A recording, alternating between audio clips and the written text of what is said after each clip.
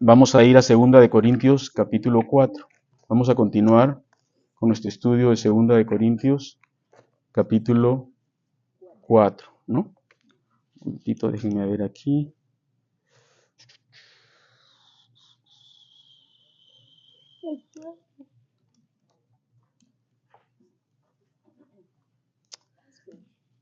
Ok. ¿Están ahí? Vamos a retomar a partir de el versículo 6.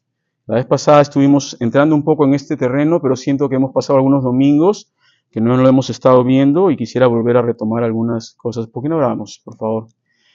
Señor, al abrir tu palabra, queremos reconocer que es tu palabra, Señor, no es de nosotros. Por lo tanto, necesitamos, Señor, de ti, necesitamos de tu dirección, Señor, la dirección de tu Espíritu para poder estudiarla, para poder entenderla, no solamente con el conocimiento humano, pero de tu Espíritu, Señor, eso es lo que queremos.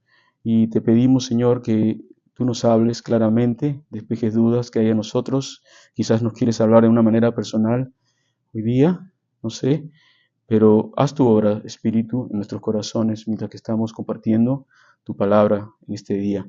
Te damos todas las gracias y la gloria y la honra para ti en el nombre de tu Hijo Jesucristo. Amén. Amén. Ok. Entonces, 2 Corintios capítulo 4, versículo 6, dice lo siguiente: porque Dios que mandó que de las tinieblas resplandeciese, ¿qué cosa? La luz. Es el que resplandeció en nuestros corazones para iluminación del conocimiento de Dios en la faz de Jesucristo. Pero tenemos este tesoro en vasos de barro, para que la excelencia del poder de Dios, del poder sea de Dios y no de nosotros. Quisiera poner un alto ahí, antes de entrar a lo que Pablo va a describir fue su experiencia como apóstol, una experiencia bien fuerte. Pero Pablo nos estaba introduciendo al tema del Evangelio y cómo debe ser predicado, no para atraer atención sobre nosotros mismos, como habían algunos que lo estaban haciendo, sino presentar a Jesucristo tal como es, como el Señor y el Salvador de nuestras vidas, y los que predican el Evangelio como siervos de Dios, y no al revés. No son los que predican los salvadores, ni los dueños de nada, simplemente son siervos de Dios que están administrando lo que nos ha llegado a nosotros a través del Espíritu. Entonces, Pablo estaba haciendo estos puntos, pero en el versículo 6 él revela algo que tiene cierta profundidad, si quieres tú estudiarlo o verlo por tu lado, porque dice, porque Dios que mandó que de las tinieblas resplandeciese ¿qué? La luz. Él es el que resplandeció en nuestros corazones para iluminación del conocimiento de la gloria de Dios en la faz de Jesucristo.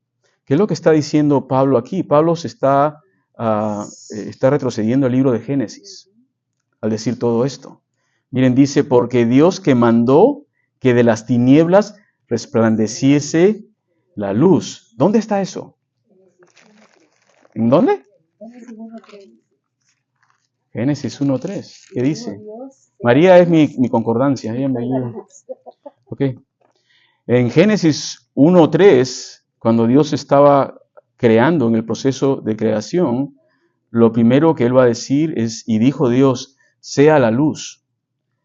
Y fue la luz. El recuento de la creación. Y va a continuar.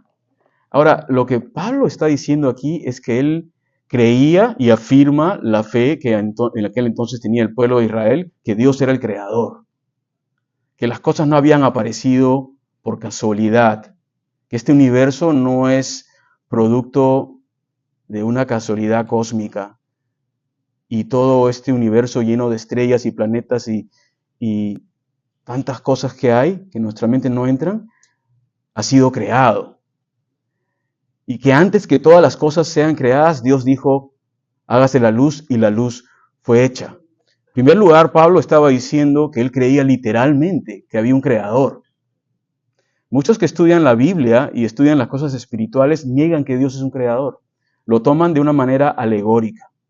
Hablan de la luz espiritual y todas estas cosas, que es verdad que hay. Pero aquí Pablo no estaba refiriéndose a eso. Él estaba refiriéndose que Dios es el creador. Y no solamente es el creador, pero su voz es una voz de mando. Él manda. Dice aquí que Él mandó que de las tinieblas resplandeciese la luz. Entonces, la voz de Dios o la palabra de Dios, más allá de ser algo que nos instruye y nos alumbra y nos ayuda en nuestra propia vida, tiene una autoridad como ninguna otra. Fue por la palabra de Dios que fueron creados los cielos y la tierra. Dios dijo y se hizo. Hay una voz de mando en la voz de Dios, ¿se dan cuenta? Y Dios mandó. No dijo, me gustaría hacer la luz, voy a hacerla otro día. No, Él mandó y se hizo. Cuando Él manda, se hace. Esa es la autoridad y la soberanía de Dios. Y Él mandó que de las tinieblas resplandeciese la luz y ¡boom! La luz apareció. Algunos se cuestionan y dicen, pero ¿cuál era la fuente de la luz? Si todavía no estaba el sol, todavía no se había creado. Bueno, si te quieres meter en ese tema, buena suerte. Aquí la palabra de Dios dice que Él creó la luz, Él era la fuente de la luz, está la luz. Y Pablo va a tomar esta revelación o esta fe que él tenía en el Dios creador para iluminarnos, valga la redundancia, en un principio espiritual. Porque el mismo que mandó que resplandeciese la luz de las tinieblas es el que también resplandeció en nuestros corazones para iluminación del conocimiento de la gloria de Dios en la faz de Jesucristo. En otras palabras, cuando Dios dijo sea la luz y fue la luz, Él fue el mismo que dijo ilumina tu corazón y ¡boom! Se iluminó tu corazón y pudiste creer. Es el mandato de la voz de Dios. Es así, la palabra de Dios lo dice. Él ha sido el que mandó y resplandeció su luz en mi corazón. ¿Para qué? ¿Para volverme un espiritual y un místico? No.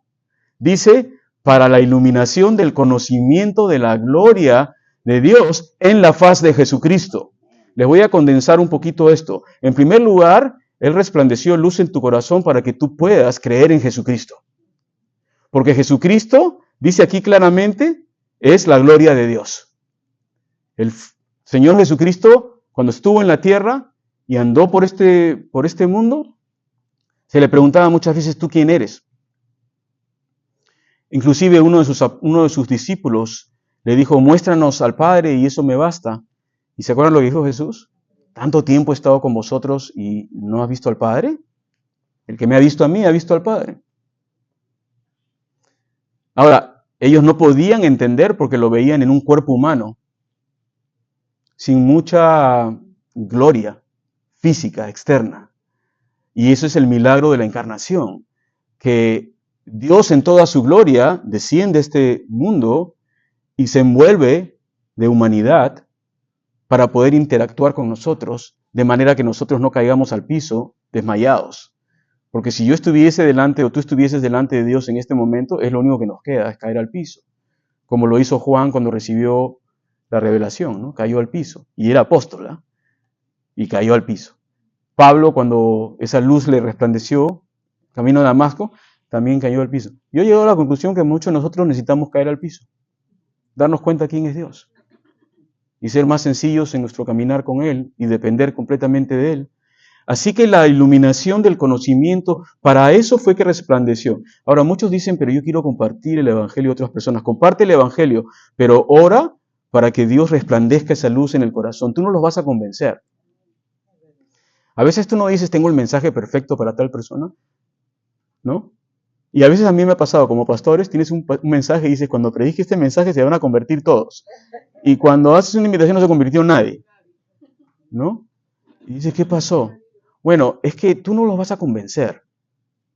El que convence es el Espíritu de Dios. Tú haz tu parte, predica el Evangelio, y vamos a ver esto porque Pablo va a hablar que este tesoro lo tenemos ¿en qué? En vasos de barro. Vamos a hablar de ese tema que es muy, muy importante para tener una perspectiva real de lo que Dios está haciendo con nosotros. Así que Él resplandeció esa luz con su voz de mando y dijo, iluminado sea tu corazón, y comenzaste a ver. ¿No te pasó eso cuando creíste en Jesucristo? Que dijiste, oye, a mí me pasó cuando yo acepté al Señor y entregué mi vida a Cristo y agarré la Biblia y la abrí por primera vez y era como que antes de creer en Él, antes de aceptarlo a Él, la Biblia para mí era un libro como, no solamente extraño, como lo entiendo pues para muchas personas, pero cuando yo lo abría parecía que las letras se movían así. Veía una mancha nomás. ¿Qué es esto? ¿Qué es este libro? Leía un poco, no podía entender ni 2 palabras. Pero cuando el Señor me salvó, iluminó mi corazón y vine a Él y abrí la Biblia y era como que las palabras se comenzaban a aquietar y ya estaba tranquilo. Y ahora sí podía leer y, wow, de tal manera amó Dios al mundo y nunca había podido hacerlo antes. ¿Por qué? Porque Él ha brillado, ha resplandecido en tu corazón su luz para que tú puedas ver.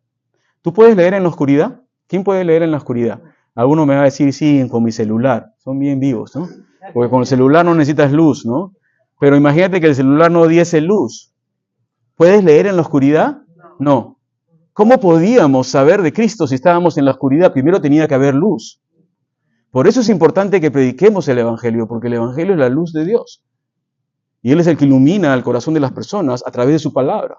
Y al dar la palabra, Dios puede iluminar y abrir la mente y despejar la mente de la persona más turbada o más confundida que pueda haber. Yo muchas veces pienso que las personas más confundidas en el mundo son los que quizás Dios va a tocar y va a abrir sus mentes para que ellos puedan ver exactamente quién es Él, ¿no? Quizás los que son más orgullosos y más sofisticados, que quieren entenderlo todo, no sé. A veces pienso que eso es un obstáculo para poder aceptar al Señor, ¿no? Y creer simplemente en Él. No digo que no sea bueno hacer preguntas, pero bueno, para eso Él resplandeció luz, para poder tener esa iluminación del conocimiento de la gloria de Dios en la faz de Jesucristo. En otras palabras, que puedas ver a Jesucristo por quien es Él, el Hijo de Dios, que vino a este mundo y se encarnó en una persona. La persona de Jesús anduvo esta tierra haciendo bien a los hijos de los hombres, dice la Biblia, sanando, predicando, ayudando, alimentando.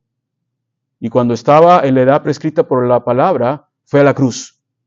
Y en la cruz, Él llevó los pecados del ser humano. Los pecados y la paga de nuestros pecados fue sobre Él. Como estaba prescrito, la paga del pecado es muerte. Y murió en una cruz para que tú y yo, que estamos aquí esta mañana, nuestros corazones puedan ser iluminados y veamos la profundidad de lo que Él hizo por nosotros en la cruz. No sé si tú tienes en tu vida cosas que has hecho que todavía cargas en ti y quieres olvidarte de ellas. Ya no quieres saber nada, pero continúan regresando a tu mente. Continúan regresando. Muchas veces las escuchas en tu oído, pero tú hiciste esto y esto. Y no sabes cómo salir, ¿no? Es como que te vuelve a atrapar, ¿no? Quiero decirte que Dios no piensa así de ti. Ese eres tú, y muchas veces es el enemigo. Pero la palabra de Dios dice que Él aleja nuestros pecados como el occidente del oriente. ¿Entiendes esa figura, el occidente del oriente? Si estás en un lado del mundo, ¿tú puedes ver lo que hay en el otro lado del mundo? No. Y si te vas al otro lado del mundo, ¿puedes ver lo que está en el otro lado del mundo? Alguno me va a decir, sí, con el internet, seguro, porque siempre me encuentran cositas, ¿no? Pero no puedes verlo con tus ojos. De la misma manera, nuestros pecados con respecto a Dios han sido apartados como el oriente del occidente, Él ya no los ve. Pero muchas veces nosotros somos los que cargamos con antiguas culpas. Y muchas veces nosotros somos los que decimos, me está pasando esto porque hice esto. Pero eso no es el Evangelio. El Evangelio es de que Él llevó tu pecado y lo clavó en la cruz y te limpió completamente. Y si tú crees en eso, Él te perdona y te limpia y eres una nueva criatura. Las cosas viejas que dice, pasaron. Y todo es hecho nuevo. Es una nueva oportunidad para vivir tu vida diferente. No que te olvides de lo que hiciste, puedes aprender, pero no podemos vivir atados a nuestro pasado y a lo que hemos hecho anteriormente. Ahora, en Jesucristo encontramos esto, la iluminación, y entendemos lo que Él ha hecho por nosotros. El versículo 7 nos dice que esta verdad, la verdad de Jesucristo, nuestro Salvador, la tenemos, este tesoro, dice, lo tenemos ¿en qué? En vasos de barro, para que la excelencia del poder sea de Dios y no de nosotros. Pero tenemos este tesoro en vaso de barro. Lo que tú tienes en tu vida, lo más precioso que tienes en tu vida, no es tu cuenta bancaria. Algunos dirán, bueno, ya lo sabía, ¿no? Tampoco es tu casa. Tampoco es tu plan de retiros, si tienes uno. Tampoco es tu carro último modelo que te has comprado. Nada de eso es tu tesoro en esta tierra. Son bienes materiales, pero son incomparables con el tesoro que tú tienes en ti si crees en Jesucristo. Incomparable. Tú no lo puedes contabilizar en este momento porque no es para ser contabilizado en este mundo. No puedes ir a una persona y que te diga cuánto vale lo que tengo. Cuando tú quieres vender una cosa, ¿qué es lo que haces lo primero? ¿Quieres vender un carro? ¿Qué es lo que haces? Lo evalúas, ¿no? Vas al Blue Book, donde sea, para ver el valor del auto y ahí lo ofreces, ¿no? Déjame decirte que tu salvación no puede ser evaluada en este mundo. Tú no puedes ir a ningún lugar y decir cuánto vale mi salvación. El único lugar que puedes ir es a la palabra de Dios y la palabra de Dios le va a poner el precio. ¿Y sabes cuál es el precio? La sangre de Jesucristo. Eso es lo que vale. Tus pecados no pueden ser perdonados sin el sacrificio de Cristo en la cruz. Vales la sangre del Hijo de Dios. Eso es lo que valemos. Ahora, esto es un tesoro. Porque en este mundo que vive en angustias y vive en drogas y vive en pastillas para tener paz y vive en constante terapia para salir de los problemas y vive en el temor del futuro y vive en la falta de esperanza y qué sé yo, todas esas cosas que pasan en este mundo, tú tienes un tesoro contigo en este momento que no tiene precio. Imagínate, no tiene precio lo que tú tienes. Porque lo que tú tienes no solamente te ha hecho rico a ti, puede hacer rica a otra persona. Y puede ser rica a otra persona si tú lo compartes. Entonces es un tesoro. Me encanta que es la única parte en la Biblia que se refiere a la palabra de Dios como un tesoro, o en el Nuevo Testamento. Es un tesoro que tú tienes. Traje mis notas y no las tengo aquí a la mano, pero hay una cantante que a mí me gusta mucho, una cantante colombiana, su música, se llama Marta Gómez.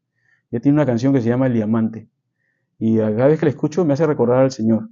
No creo que ella sepa, ¿no? Pero ella dice algo así, me han regalado un diamante y no sé qué hacer con tanta luz, ¿no? Y me causa, no sé, algo interesante, porque es verdad, nos han regalado algo, es un tesoro que nos ha sido dado, yo no lo he comprado. Y ella dice, no sé qué hacer con tanta luz. ¿Qué estás haciendo con la luz de Cristo en tu vida? ¿No? ¿Qué estás haciendo con la luz de Cristo?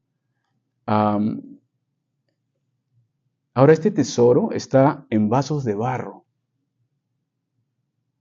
En vasos de barro. Dios no quiere ofender a nadie. Él nos creó.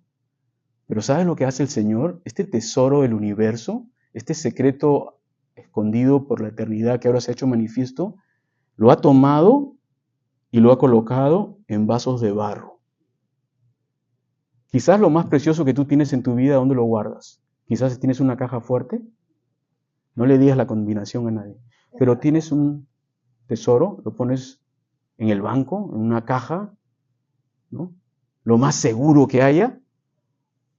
Pero acá dice que el tesoro más grande del universo, Él viene y lo deposita en vasijas de barro.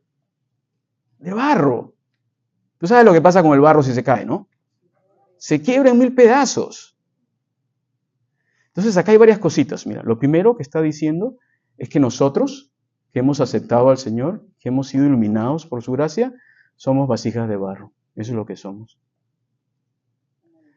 Ahora, claro, nos está trabajando y moldeando, pero acá hay varias cosas. La primera es que en tiempos de Jesucristo era muy común las vasijas de barro. También habían vasijas metálicas, pero el pueblo no tenía el dinero para comprar las metálicas y compraban las de barro porque eran las más baratas. Eran las más humildes, las más sencillas. Y Dios ha elegido poner este tesoro en vasijas de barro que son sencillas. Muchas veces nosotros pensamos que el poder del Evangelio está en la parte de afuera, en cómo lo presento, ¿no? Con bulla, con un espectáculo, ¿no? Con muchas, no sé, ¿no? Con humo y con tantas cosas de este mundo. Y así vamos a impactar a la gente. Pero ¿sabes qué? El Señor no piensa así. El Señor dice, tú eres una vasija de barro. Y cuando alguien te mira, no va a decir, ¡wow! El Evangelio. No. Somos gente simple, gente como cualquier persona de este mundo. No somos nada más. El Evangelio no debe hacer que tú te creas que eres más que otro. Eres simplemente una vasija de barro. La otra cosa es que las vasijas de barro son frágiles. Son muy frágiles. Se quebraban usualmente, ¿no? Y ¿no es verdad que nosotros somos frágiles también? Seres humanos frágiles, que nos quebramos por cualquier cosita, que cualquier cosa nos afecta tanto en nuestra vida. Entonces yo estaba pensando en estas cosas y digo, Señor, ¿por qué has puesto este tesoro en vasijas de barro? ¿Por qué no lo pusiste en vasijas de metal? ¿No? ¿Y sabes la conclusión que he estado llegando? Es que para que el tesoro se pueda ver, la vasija de barro se tiene que quebrar. Que el Evangelio fluye más a través del quebrantamiento de los cristianos, de sus vidas. Las pruebas, las dificultades, muchas veces hasta las caídas. Pablo va a hablar de eso en este momento. Si tú quieres saber el secreto por qué el Evangelio se extendió tanto en épocas de Pablo, mira lo que va a decir aquí. Ellos eran vasijas de barro y muchas veces tenían que pasar por quebrantamientos. Y al quebrarse eso, el tesoro salía. ¿Sabes qué? Lo que va a definir si eres cristiano y si estás caminando con el Señor, no tanto son los momentos fáciles, son los momentos difíciles. Ahí es cuando realmente la luz sale. Yo lo he visto acá muchas veces, ¿no? Yo acabo de estar esta mañana con Xavier, el hijo de Javier, ¿no? De nuestro hermano Javier. Él se fue con el Señor ya hace 2 semanas. Por si acaso, su funeral es este día martes. Yo creo que mandé el link, ¿no? Y estaba acá sentado con nosotros hace poco, Javier, ¿no? Y voy a hablar con Xavier. Le digo, Xavier, ¿cómo estás? Estoy bien, me dice, pero yo sé que no está muy bien, ¿no? Ha perdido a su papá y él es un hombre que ama a Dios, ¿no? Pero él ha planeado ya todo el funeral y él lo que quiere es de que el Evangelio salga y alcance a las personas. Y eso es lo que también quería Javier. Entonces para mí es un vaso de barro que está quebrado y está permitiendo que salga la luz. Yo puedo agarrar en mis momentos de sufrimiento y encerrarme y deprimirme y esconderme y tomar mis pastillas y luchar con mis ansiedades, o puedo agarrar y dejar que la luz de Cristo salga para que el mundo pueda ver que hay esperanza aún en los momentos difíciles de la vida. Así que él va a decir que ese tesoro está en vasos de barro. Es muy importante cuando presento el Evangelio que tenga esa consideración. La otra cosa también que estaba pensando, que la vasija de barro es un contenedor, eso es lo que es, ¿no? Es un contenedor, contiene algo. No sé si a ustedes, ¿qué les parece a ustedes cuando, por ejemplo, toman agua de botellas de plástico y cuando toman no les ha ocurrido que tiene sabor a plástico? Qué horrible es el agua con sabor a plástico, ¿no? Tú quieres un agua que tenga buen sabor, ¿no? Agua, ¿no? De la misma manera, la luz o el tesoro que está en nosotros no tiene que tener tanto sabor a ti. Tiene que ser el sabor del Señor. A veces nosotros le queremos poner tanto de nosotros al Evangelio en lugar de decir que el Evangelio salga solo. Y eso es algo que veo yo muchas veces en nuestra cultura, aquí en este país, que nos ha dado la bienvenida. En donde el Evangelio se presenta muchas veces como un producto de esta cultura y no lo es. No lo es, no es un producto de esta cultura. Para tal caso vino del Medio Oriente, ¿no? De otro lado, de otra cultura, pero ni siquiera eso, porque ha sido llevado al mundo. El Evangelio no tiene que tener sabor a nada, sino solamente sabor al Señor. Sabor al Señor, que es del cielo, desprovisto de todo lo que es de este mundo y entregado de esa manera. Es algo importante, tenemos que tener en cuenta. Así que el tesoro está en vasos de barro. ¿Y por qué está en vasos de barro? ¿Cuál es lo que el Señor perseguía con esto? Para que la excelencia del poder de Dios para que la excelencia del poder sea de Dios y no de nosotros. En otras palabras, un vaso de barro no va a decir, oh, qué fuerte soy, no miren qué bueno que soy. Solo un vaso de barro, lo tiras al piso y se deshace. Entonces Dios quería que la excelencia del poder sea suya, que no es por tu poder que tú estás transformando a las personas, que si una persona llega a Cristo a través de tu vida, a través de tu testimonio, no fuiste tú, fue el Señor el que lo hizo. Y de esa manera la gloria va a ir, ¿a dónde? A Él y no a nosotros. Entonces hay un propósito aquí de que Dios brilla su gloria para que nosotros le traigamos gloria a Él y no para que nosotros nos podamos autoglorificar, ¿no? Ahora, Pablo lo va a poner en práctica. Miren lo que va a decir, versículo 8.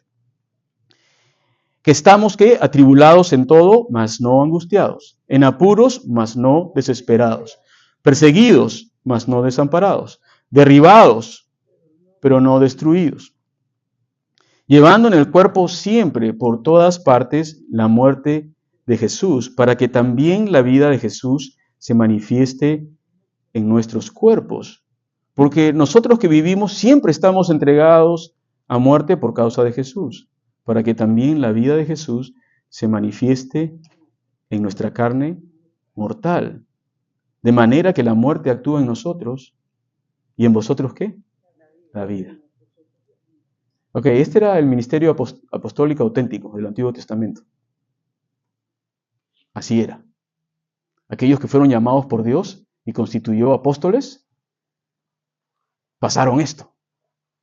Ese es el sello de los apóstoles. Pasaron cosas que tú y yo quizás nunca vamos a pasar. Nosotros a veces hablamos de tribulación y de persecución y de todas estas cosas, pero en realidad no es mucho, ¿no? No voy a decir que no es nada, pero no es mucho a comparación de lo que estos hombres tuvieron que pasar y otros hombres también tuvieron que pasar. William Tyndale, por ejemplo, en Inglaterra, en el año 1400, 1500, él habló con el rey de Inglaterra y le dijo hay que traducir la Biblia al inglés, porque estaba en ese entonces solamente en latín y todas estas lenguas. Hay que traducirla al inglés. Era el momento en que la luz estaba brillando nuevamente en Europa y el rey dijo no. Y entonces este señor Tyndale se fue a Alemania y ahí él tradujo la Biblia en inglés, que es la base del New King James que tenemos hoy en día. Y desde ahí él comenzó a enviar por contrabando Biblias a Inglaterra y las escondía ahí en unos sacos de elote. No sé, era el corn, no sé, los escondía y hacía su contrabando de Biblias. Y lo atraparon. ¿Y eso crees que pasó con William Tyndale? Lo semi-ahorcaron y después lo quemaron vivo. Y su última oración que él hizo es, Señor, haz que el rey de Inglaterra se dé cuenta de que necesitamos tu palabra. Esa fue su última oración. Entonces, hay que poner en perspectiva lo que estamos viviendo y lo que estos hombres, el verdadero sello apostolado de estos hombres. Hoy en día muchos dicen ser apóstoles, pero yo veo en esto el sello apostolado. Aquellos que dicen, mejor se preparen para esto. Porque son aquellos que Dios usa de una manera especial y muchas veces va a haber quebrantamiento en sus vidas. Ahora, Pablo, ¿qué va a decir? Él no se está quejando. No lo veo que se está quejando aquí, porque nos está dando un principio, que si tú quieres ser súper efectivo en el reino de Dios, prepárate, porque van a pasar cosas. Pero Dios se va a glorificar. Es un patrón que tú encuentras en todo el Nuevo Testamento de hombres que fueron usados por Dios y también en hombres que fueron usados por Dios a través de la historia. Vas a ver que hay un elemento de sufrimiento, no lo puedes separar. Pero es a través de ese elemento de sufrimiento que muchos han sido salvos y que muchos han llegado al conocimiento del Señor. Es un principio espiritual. Ahora, eso no va a durar para siempre porque un día el Señor va a poner punto final a esto, ¿no es cierto? Pero aquí lo que vemos es que Pablo está diciendo, miren, nosotros somos atribulados o presionados en todo, pero no somos angustiados o no estamos angustiados. Estamos en apuros, pero no estamos desesperados. Somos perseguidos, pero no estamos desamparados. Estamos derribados, pero no estamos destruidos. Pablo era un hombre perseguido, fue perseguido toda su vida desde que se convirtió a Cristo, ¿no? No sé si se acuerdan ustedes, pero creo que es en Hechos 20, que hay una parte donde estaba yendo ya a Jerusalén y cuando escucharon que iba a ir a Jerusalén, un grupo de fanáticos religiosos decidieron hacer un juramento, ¿no? Y decidieron no volver a comer hasta que no maten a Pablo. Imagínate ese juramento. No voy a volver a comer ni un taco hasta que lo elimine a Pablo. Algunos dirán que es imposible. Bueno, eso es lo que hizo, eso es lo que hicieron ellos. A ese nivel de odio y a ese nivel de persecución es la que Pablo estaba sometido. Y él va a decir, sí, estamos perseguidos, pero no estamos desamparados. El Señor me proveyó a alguien en Éfeso que me bajó por la muralla con una canasta. No fue el mejor viaje, el más cómodo, pero no estoy desamparado. Siempre va a haber alguien que se va a apiadar y que va a hacer algo por mí, ¿no? Estamos atribulados en todo, mas no estamos angustiados. No quiero que pienses que Pablo era un superhombre. ¿Sabes lo que está pasando aquí? La vasija de barro se está quebrando. ¿Y qué es lo que está saliendo? El tesoro. Estas cualidades que tú ves acá es el tesoro. Es el poder del Evangelio, que no lo puede tener el mundo. Si tú atribulas a una persona que no tiene a Cristo y se quiebra, no sale lo mismo. No sale lo mismo, salen otras cosas. Probablemente salgan maldiciones y gritos y otras cosas. Pero de parte de Pablo no salía eso. ¿Por qué? El tesoro estaba saliendo.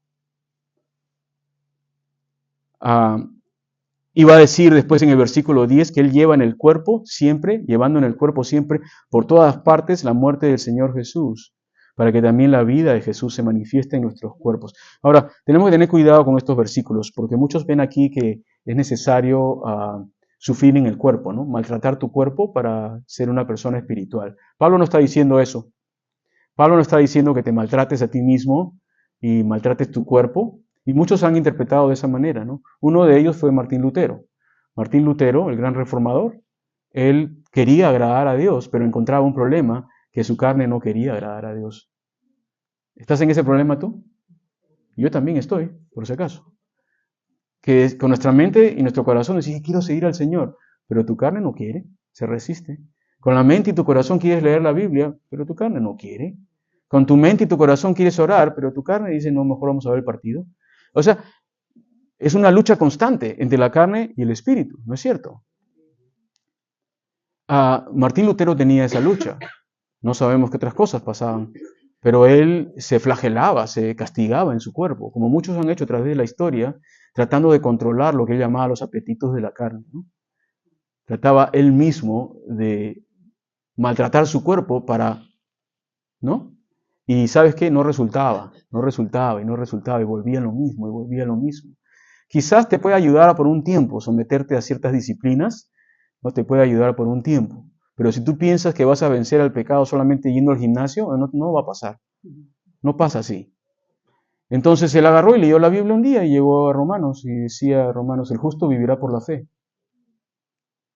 Y cuando él leyó eso, ¿sabes lo que pasó?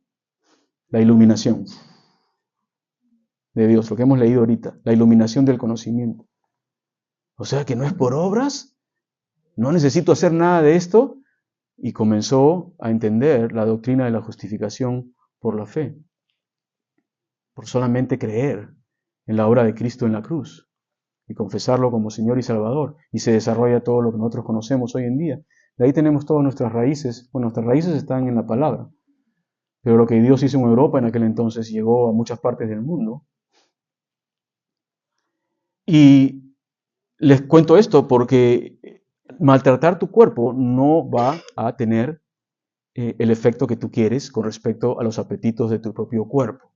No, lo que estaba diciendo Pablo aquí era que él llevaba, por supuesto Pablo había sufrido mucho y había sido maltratado físicamente. Muchos piensan que esto es un poco simbólico, que no estaba hablando literalmente de heridas en su cuerpo, pero yo pienso que sí. Yo pienso que sí, porque Pablo, sabemos por la escritura, que fue apedreado, ¿no? A tal punto que lo consideraban como muerto. Lo consideraban que estaba muerto y lo dejaron muerto. Ahora, para que te consideren muerto, los que tiraban piedras eran profesionales, porque eso es lo que hacían todos los días, ¿no? Entonces, que lo dejaron muerto y dice, está muerto, no hay que tirarle más piedras. Entonces, me imagino que Pablo tenía unos cuantos golpes, ¿no? Y unos cuantos huesos que por ahí estaban sanando. Ya tenía sus marcas. Después lo sometieron a azotes, dice 2 veces, una con varas. No sé si tu papá o tu mamá cuando eras niño, ya no se puede hacer eso, no lo hagan. Pero cuando eras niño era otra cosa, ¿no? ¿Te acuerdas? No te daban con la reglita o con, ¿no? No me digas, no me digas, no me cuentes, ¿no? Pero había todo ese tipo de cosas, ¿no? Bueno, a Pablo le daban con varas en todo el cuerpo y es como que te pegan con un palo, ¿no? Entonces imagínate las huellas que él tenía. Entonces yo creo que él estaba hablando de sus huellas físicas en el cuerpo, pero él no las estaba mostrando o no estaba hablando de eso para ufanarse, decir cuánto he sufrido, sino él decía, mira, yo soy apóstol de Jesucristo, estas son mis marcas. Estas son mis marcas. ¿Tú eres apóstol? ¿Qué marcas tienes? Había muchos que decían, yo soy apóstol. A ver, muéstrame tus marcas. ¿Qué has sufrido por Cristo? No se estaba ufanando, estaba simplemente aclarando que si tú quieres ser un siervo de Dios, si quieres ser efectivo y quieres que el tesoro se esparza por el mundo, prepárate porque va a haber problemas. Y es ahí cuando el tesoro se va a expandir mucho más de lo que tú te imaginas. Así que Pablo está hablando de esto y él está diciendo que esto es para que la vida de Jesucristo se manifieste. O sea, el vaso tiene que quebrarse para que el tesoro comience a salir, ¿no? Y versículo 11 dice, porque nosotros que vivimos, hablando de ellos, no estamos hablando de ti ni de mí, pero ellos que vivimos, los apóstoles, Pablo y sus colaboradores, siempre estamos entregados a muerte por causa de Jesús, para que también la vida de Jesús se manifieste en nuestra carne mortal. ¿Se dan cuenta? El vaso se quiebra, el tesoro se manifiesta. La vida de Cristo se manifiesta y alcanza a otros. De manera que dice, la muerte actúa en nosotros y en vosotros la vida.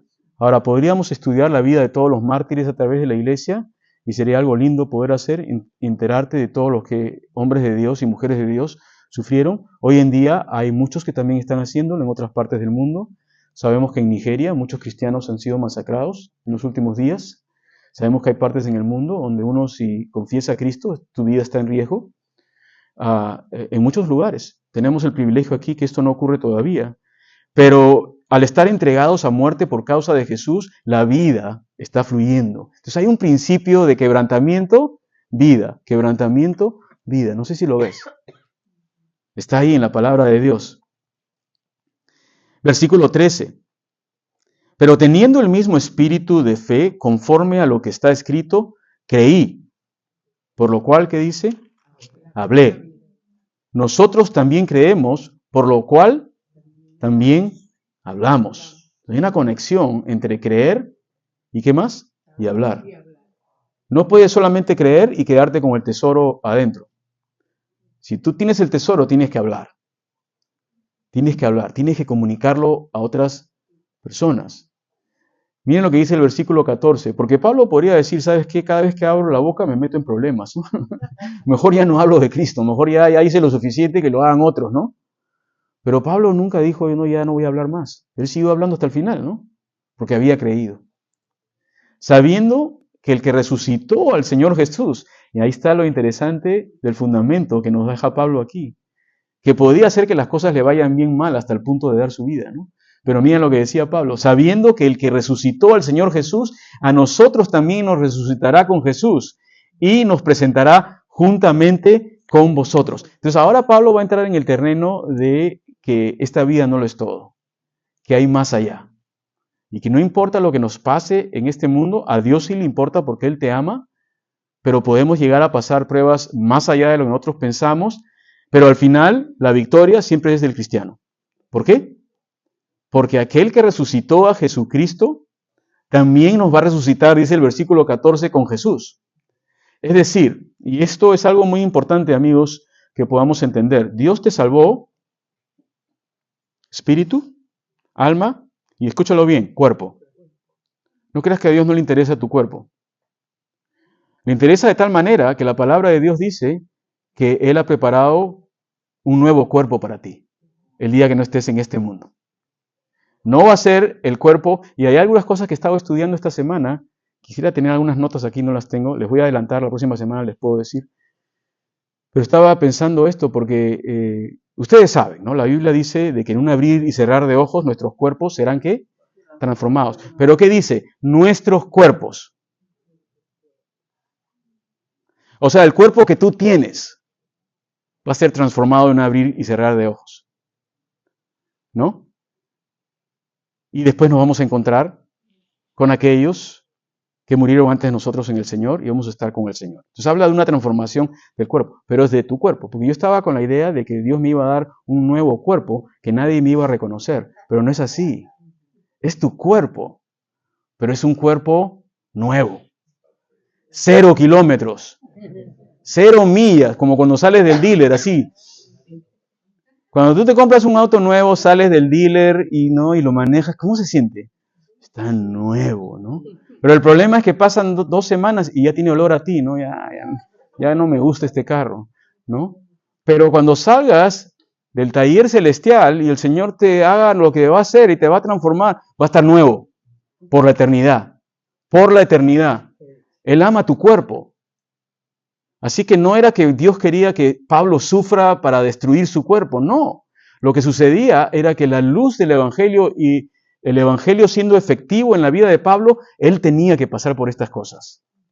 Entonces, asegúrate bien cuando tú dices, Señor, quiero servirte y quiero ser efectivo en tu reino. Acuérdate, Pablo, ¿realmente quieres esto? Porque pueden haber algunos problemitas por aquí y por allá. Gracias a Dios vivimos en cierta comodidad y cierta paz en este gran país, ¿no es cierto? No tenemos que estar expuestos a muchas de estas cosas. Pero haríamos bien en entender estos principios, para que si en algún momento pasamos por pruebas o dificultades, podamos saber que Dios está queriendo que el tesoro salga. Y si no está el tesoro en ti, ¿sabes lo que va a salir? Tú. Eso es lo que va a salir, lo que eres tú. Y yo no quiero que salga lo que soy yo cuando se quiebro esto, pero quiero que salga lo que es Cristo. Recuerdo nuevamente a Javier la última semana, hablando con él, y su cuerpo ya está quebrado, ¿no? Y ya está listo para ir. Ya hasta le veía con los meses, ¿no? Que le estaba llegándose. Y ya está su cuerpo listo para salir. Y Javier me dice, hermano César, léeme la Biblia, ¿no? Qué lindo, ¿no? Entonces ahí le leí un poco la escritura y le leí la palabra. Le dije, Javier, ya, ¿cómo te sientes? ¿Estás listo? Y me dice, ven aquí. Y me acerco, sí, lo escucho. Y me dice, no te olvides que me debes $100. Eso fue lo que me dijo, la última palabra que me dijo fue eso. Y no, yo le dije, mándame tu nueva dirección y te lo envío. Y se rió. Y esa fue la última palabra que cruzamos, ¿no? Pero ¿sabes lo que yo entendí? Y lo que entendí es que había un tesoro en el que se estaba quebrando y me estaba ministrando a mí, ¿no? Entonces eso es. O sea, cuando tú estás en pruebas, quizás Dios quiere que tú ministres a otros a través de tus pruebas. Y no te encierres en tus propios dolores y en tus propios llantos y en tus propias cosas.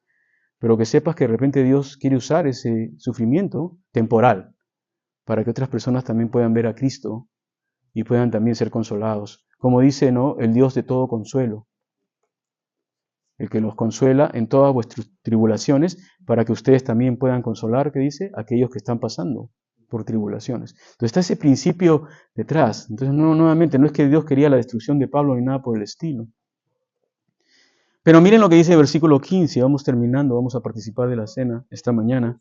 Porque todas estas cosas padecemos, ¿por qué? Por amor a vosotros, para que abundando la gracia por medio de muchos, la acción de gracias sobreabunde para la gloria de Dios. Por tanto, no desmayamos. Esta es la segunda vez que Pablo menciona no desmayamos. Miren, capítulo 4, volteen el primer versículo 1 de 4. Que dice, por lo cual, teniendo nosotros este ministerio, según la misericordia que hemos recibido, ¿qué dice? No desmayamos. Ahora, nuevamente, vayan al versículo 16. Por tanto, no desmayamos. ¿Se han dado cuenta? Aunque nuestro hombre exterior se va desgastando, el interior, no obstante, se renueva de día en día. Porque esta leve tribulación, marca bien eso en tu Biblia, leve tribulación, momentáneamente produce en nosotros un cada vez más excelente y eterno peso de gloria. No mirando nosotros las cosas que se ven, sino las que no se ven. Pues las cosas que se ven son temporales, mas las que no se ven son eternas. ¿Sabes qué es esto? El tesoro. Eso es lo que es.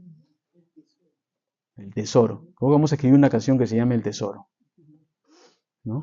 Pero este tesoro no debe estar escondido, tiene que salir. Pablo está hablando cosas aquí que nos revela qué es lo que había en él para hacer las cosas que él hacía. Lo primero va a decir es que él estaba movido por amor. Estas cosas padezco por amor a ustedes. El amor, pienso yo, es la fuerza más grande del universo, ¿no? Dios es amor, ¿no? Él es una persona, no estoy diciendo que sea una fuerza, pero cuando tú amas a alguien, hace lo que sea, ¿no? Llegas hasta extremos que tú nunca te hubieses imaginado. Ponte a pensar el amor por tus hijos. Harías lo que sea, ¿no? Para poder ayudarlos, saltar de donde sea, aunque no tengas alas, para poder ayudarlos, porque eso es lo que sentimos por el amor que tenemos por nuestros hijos. Puede ser el amor filial con un amigo o por tu pareja, ¿no? Que también puedes hacer cosas que usualmente no harías, pero amas y por eso haces. Ahora, este tesoro que tenemos en nosotros produce amor. Produce amor. ¿Y amor por quién? ¿Por nosotros mismos? No solamente eso. Produce amor por el cuerpo de Cristo, pero también produce amor por los perdidos, aquellos que todavía no tienen a Cristo. Y Pablo tenía ese amor en grandes cantidades. Y él decía, mira, yo padezco todo lo que estoy padeciendo por ustedes. No lo hacía para hacerlos sentir culpables, pero para que ellas puedan entender la magnitud de este amor, que el amor te puede hacer cosas, te puede llevar a hacer cosas que tú no te imaginas. Y si tienes el amor de Dios, no hay obstáculos para ti, para llegar a hacer las cosas que Dios quiere que tú hagas. Porque todas estas cosas yo padezco. Apunta bien esa palabra, padezco por amor. ¿Qué dijo el apóstol Pablo en 1 Corintios capítulo 13? ¿El amor es qué? ¿Es qué? ¿No dijo es sufrido? El amor es sufrido. Es lo primero que dice. El amor es sufrido. Si tú le preguntas a alguien aquí, ¿qué es el amor? El amor es una sensación en el corazón que hace pi, pi, pi, pi, pi. Ese es el amor. No, el amor es sufrido. Porque ¿sabes qué? Si amas a alguien de verdad, vas a tener que absorber un poco de dolor de esa persona. Y vas a tener que perdonar. Y vas a tener que amistarte. Se están mirando los unos a los otros en este momento. Cuando hay verdadero amor, vas a tener que absorber un poco de dolor. ¿O no? Amas a tus hijos, pero los amas a las 2 de la mañana cuando tienes que cambiar el pañal. Hazlo tú, por favor, ya no aguanto. No somos así. ¿Ok? Y alguien se tiene que levantar para hacerlo. Yo tenía un problema médico que no podía cambiar esos pañales, perdónenme. Esa era mi excusa. Tengo un problema médico, el doctor me ha dicho que no puedo. ¿No? Pero ¿por qué te levantas? Porque lo amas. Y al amar lo que estás haciendo, estás absorbiendo el dolor de no dormir. Estás absorbiendo dolor y el amor es sufrido. Vas a sufrir un poco por amor. Así que tú quieres que el amor es todo felicidad y todo gozo y todo. No es verdad. Es puro cuento. Va a haber dolor. Pero ahí está la grandeza del amor. Haces las cosas que tú dices nunca me hubiera imaginado. Pero el amor da un fruto. Da un fruto. Porque después ese niño que le cambiaste pañales, cuando ya llega a ser adulto, se va quizás un día a entender cuando tenga sus propios hijos y decir, wow, esto hacía mi mamá por mí, mi papá por mí. Y va a comenzar a amarte de una manera que quizás no te ama en este momento. Entonces tú nunca sabes cómo el fruto va a llegar en algún momento de tu vida. Pero Pablo va a decir, por amor lo estoy haciendo, para que abundando la gracia por medio de muchos, la acción de gracia sobreabunde para la gloria de Dios. Pablo no estaba diciendo, así que agradézcanme, mándenme una ofrenda por todo lo que he hecho por ustedes, no sean ingratos. No, lo que Pablo estaba diciendo es, glorifiquen a Dios, denle gloria a Dios. Toda la gloria para Él, todo para el Señor. Glorifiquen a Dios, es lo que yo quiero. Y por eso no desmayo, dice, voy a seguir haciendo. Ahora hay un costo, va a decir Pablo, este hombre externo se está desgastando. Ahora, si tú tienes un espejo en tu baño, debes estar de acuerdo con lo que dijo Pablo, ¿no? Que el hombre externo se va desgastando, ¿no? Se va desgastando poco a poco, ¿no? Si te miras, te tomas una foto, no hagas eso. Yo antes me tomaba una foto cada 1 de enero. Ya no lo hago. Porque te das cuenta el desgaste va aumentando rápidamente. Uno se va desgastando, ¿no? Entonces la idea es de que estabas en un estado entero y te vas desgastando. Pero Pablo se estaba desgastando aceleradamente. Si él hubiera tenido su vida de fariseo ahí enseñando, no se hubiera desgastado tanto. Pero él consideraba un gozo gastarse por Cristo. Imagínate esa palabra. Gástate por el Señor. Si vas a gastar tus energías, aparte de tu familia y las cosas que haces, gástate por el Señor. Gástate por Él. Ahí ponlo. Porque eso es inversión para la vida eterna. Eso es lo que vale al final y eso es lo que va a decir Pablo. Esto se va desgastando. Se está diciendo, mira, yo me estoy gastando por ustedes. Y al gastarme por ustedes hay una renovación interior en mí. Entonces, qué misterio. No solamente tú lo puedes experimentar si te acercas a Cristo y le sirves al Señor de esta manera. Que te estás desgastando físicamente, pero interiormente hay una renovación constante. Conozco algunas personas así aquí. Estoy en contacto con algunos así, que yo sé que están ya desgastados, pero cuando hablo con ellos no bastan ni 2 palabras para sentir que están llenos del Señor, ¿no? Y que me están ministrando cuando me hablan. Así que desgastarte por el Señor no quiere decir que interiormente no te estás renovando. Y Pablo, eso es lo que me asombró aquí, termino con esto. Él va a decir, porque esta leve tribulación momentánea. Pablo, ¿cómo puedes llamar esto leve tribulación si te perseguían, te apedreaban, te querían matar, hacían votos para matar, y tú le llamas leve tribulación momentánea? Me siento avergonzado leyendo esto. Porque lo que yo llamo tribulación momentánea no es nada a comparación de este hombre. Pero ¿quién le daba esa perspectiva a Pablo? Era el Señor. ¿Sabes por qué? Porque el Señor, en su relación con él, le estaba mostrando lo que venía. Y uno de los problemas que tenemos nosotros con respecto a la vida es que solamente vemos el presente y el pasado, nada más. Estamos viendo lo que nos ocurre hoy día y lo que nos ha ocurrido ayer, pero no tenemos ojos para el futuro. Y tienes que tener una perspectiva eterna. Eso es lo que está diciendo Pablo. Pablo va a decir aquí que lo que él estaba pasando producía un más excelente y eterno peso de gloria. Él estaba interesado en lo que venía y él tenía una balanza espiritual, como sea, como tú quieras llamarlo, donde ponía sus pruebas y venía la gloria que estaba por venir. Y cuando él ponía sus pruebas, la balanza bajaba, ¡boom!, hasta acá. Pero él agarraba y miraba el futuro y la gloria y ¡boom!, la balanza se subía. No podía vencer el peso de la gloria de Dios de lo que venía. Y lo que viene, les voy a decir, no lo conozco completamente, pero está bien pesado. Está bueno. La gloria de Dios que viene para nosotros, cuando salgamos de este mundo o el Señor venga primero, que ya está la cosa cercana, cuando partas de este mundo, y nuestro hermano Javier está gozando en estos momentos de eso es lo mejor. Así que gástate por el Señor. Haz lo que tienes que hacer por tu familia y por la gente que tú quieres. Deja que el tesoro circule a otras personas también. No pongas tus ojos en las cosas que se ven completamente. Pon tus ojos en las cosas que no se ven, en los valores eternos del reino del cielo, de los cielos. Porque las cosas que se ven, dice aquí, son ¿qué? Temporales. Pero las que no se ven son eternas. Pon tus ojos ahí, en lo eterno y no en lo temporal. Amén. Señor, gracias, Padre, por tu palabra de esta mañana. Señor, que podamos seguir en los próximos días meditando en ella. Abre nuestros ojos, Señor, nuestro entendimiento para poder ver y meditar y pesar con justa medida la gloria que nos espera. Y de esta manera, Señor, podamos seguir gastándonos por ti, Señor, en este mundo. Es algo bueno invertir en el reino de los cielos, Señor. Y oramos, Padre Celestial, que levantes toda duda en nuestros corazones de todos los que estamos aquí para principios de este año, Señor, y que nos des una visión grande de cómo nos quieres usar en lo que viene de este año 2026. No sabemos si es el último año, no sabemos si tú vienes en este año o pronto, no sabemos qué va a pasar con nuestra propia vida, no sabemos, pero lo que sí sabemos es que hay un peso de gloria delante de nosotros. Nuestro futuro es glorioso, tú has prometido llevarnos a donde tú estás, Señor. Tu palabra en Juan capítulo 14, si yo me fuere, regresaré y os tomaré a mí mismo, para que donde yo estoy, ustedes también estén. Y creemos en tu palabra y sabemos que va a ser glorioso. Gracias, Señor, por este día. Le damos toda la gloria, toda la honra y toda la alabanza y llévanos con bien, Señor, a nuestros hogares. En el nombre de Jesús. Amén.